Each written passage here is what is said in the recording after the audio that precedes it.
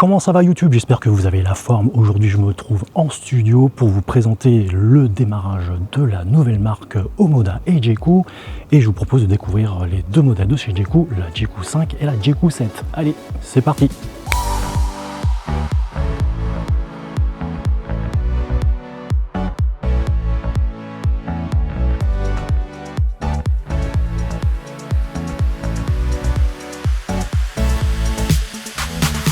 Alors après l'entrée sur le marché européen et français de la marque MG, Xpeng ou encore BYD, on a une nouvelle marque chinoise qui arrive sur le marché, Omoda et Jeku. Alors cette marque a été créée en 2023 par le groupe Chery. Le groupe Chery est un groupe qui a été créé en 97, fort de plus de 17 millions de véhicules vendus, dont 5,5 millions rien qu'à l'export. Omoda et Jeku a été donc créé en 2023 et est destiné seulement sur le marché hors de la Chine. À savoir que la marque Omoda et Jeku existe déjà sur le marché européen, notamment en Espagne, en Allemagne, aux Pays-Bas, en Belgique, en Italie ou encore au Royaume-Uni. Et ce sera au printemps 2026 qu'Omoda et Jeku lancera d'abord deux véhicules de la marque Jeku et ensuite des véhicules de la marque Omoda. Voici le Jeku 5, un SUV compact du segment B basé sur la plateforme TX1. Et oui, il fait bien 4,38 m de long, 1,86 m de large et 1,67 m de haut, mais visuellement, je l'ai trouvé très imposant. Il viendra se frotter au Renault Captur ou bien encore au Peugeot 2008. Sous le capot, on retrouvera une motorisation full hybride forte de 224 chevaux, 295 Nm de couple. Pour la partie thermique, on aura un 1,5 litre turbo de 143 chevaux, 215 Nm de couple, avec une efficience de 44,5%. Pour la partie électrique, on aura 204 chevaux, 310 Nm de couple, alimenté par une batterie de 1,83 kWh. Au niveau des performances, on aura un 0 à 100 qui se fera en 7 secondes 9 et une vitesse max de 175 km/h. Avec un réservoir de 51 litres, le Jeku 5 aura une autonomie maximum jusqu'à 900 km WLTP. Les Jeku auront un design plus 4x4 SUV baroudeur, contrairement aux Omoda qui auront un design plus crossover, plus élégant. On aura ici donc un design qui s'inspire de Range Rover et c'est totalement assumé. Sur ce Jeku 5, on a une calandre vraiment très verticale, très imposante, un design global très massif. Les blocs optiques à l'avant qui intègrent les feux de jour, les feux de croisement de route ainsi que les clignotants sont inspirés aussi du constructeur britannique. C'est d'autant plus vrai quand on la voit de 3 quarts arrière, on pourrait la confondre avec une Range Rover. Mais vu de derrière, le nom de la marque est écrit en toutes lettres sur le haillon. On retrouvera en bas à gauche le nom du modèle et en bas à droite la motorisation. La signature lumineuse, quant à elle, est simple mais moderne. Le modèle exposé est équipé d'un haillon motorisé. Le coffre propose un volume de 410 litres. En rabattant les dossiers, on pourra monter jusqu'à 1214 litres. Avec un empattement de 2,62 m, l'espace au niveau des jambes s'avère généreux. En plus du haillon motorisé de la finition haute exclusive, on a aussi un très grand toit panoramique vitré de 1,45 m².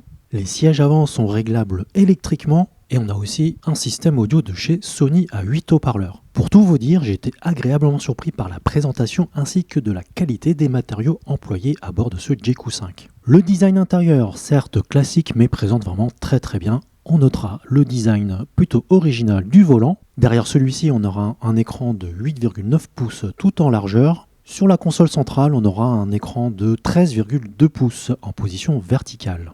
En complément de cette finition haut de gamme, on a aussi un chargeur à induction de 50 watts ventilé, un éclairage d'ambiance multicolore, etc. En attendant les prix officiels, les tarifs se situeront entre 30 et 35 000 euros.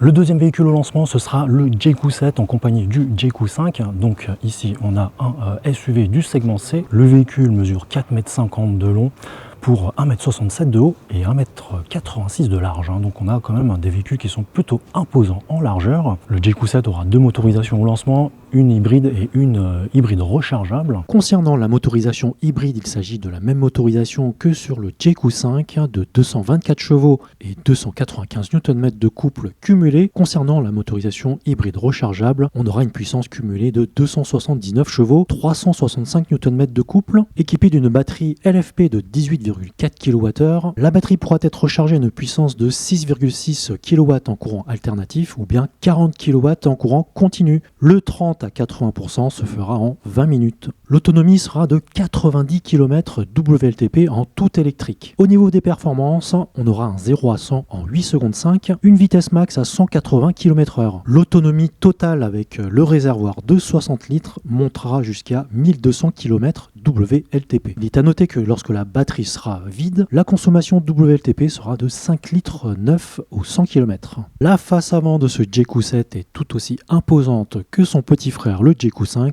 avec cette grande calandre aux barrettes verticales. Ce qui va le différencier, c'est sa signature lumineuse. En partie supérieure, on retrouvera les feux de jour. Juste en dessous, on retrouvera les feux de croisement et de route. Et en partie inférieure, les feux anti-brouillard. Alors vue de profil aussi, le JQ7 se veut aussi très massif, très baroudeur. D'ailleurs quand on regarde la partie arrière, c'est plutôt très carré. L'arrière du JQ7 se différencie du JQ5 avec une signature lumineuse plus élaborée avec un large bandeau lumineux. Au niveau du coffre, on a un volume de 500 litres et quand on rabat les dossiers, on pourra monter jusqu'à 1276 litres. L'empattement supérieur de 5 cm par rapport au JQ5, ici à 2,67 m, offre un bel espace au niveau des genoux et on a aussi une très belle garde au toit. Assis à son volant, on va retrouver un combiné d'instruments de 10,3 pouces, un écran central de 14,8 pouces. Sur la console centrale, on va retrouver un chargeur par induction d'une puissance de 50 watts, deux porte-gobelets, des boutons pour régler les modes de conduite et on va retrouver aussi un accoudoir qui cache un rangement.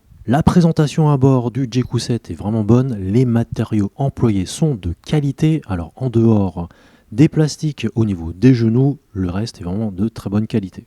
On retrouvera sous la console centrale un emplacement pour ranger quelques affaires, une prise USB-C, USB-A et aussi un port allume-cigare 12 volts. Les matériaux employés aussi sur les portières avant et arrière ne souffrent d'aucune critique. On a une présentation qui est vraiment digne des constructeurs premium. La version exposée est une finition haute exclusive qui dispose notamment du toit vitré panoramique ouvrant avec un occultant électrique. On aura aussi un système audio de chez Sony, des sièges électriques à l'avant. Les tarifs officiels n'ont pas encore été communiqués, mais ils devront être entre 35 et 40 000 euros. Pour finir de vous parler de la marque Omoda JQ, sachez qu'il y aura 74 concessions dès le printemps 2026 et d'ici la fin de l'année, ils seront au nombre de 130. Et voilà, c'est terminé pour cette vidéo. J'espère qu'elle vous a plu. N'hésitez surtout pas à me dire en commentaire ce que vous pensez de la marque JQ. N'oubliez pas de vous abonner à ma chaîne, de cliquer sur la cloche pour ne pas rater mes prochaines vidéos. Et bien sur ce, je vous dis, portez-vous bien, attention sur la route et je vous dis à la prochaine. Allez, salut!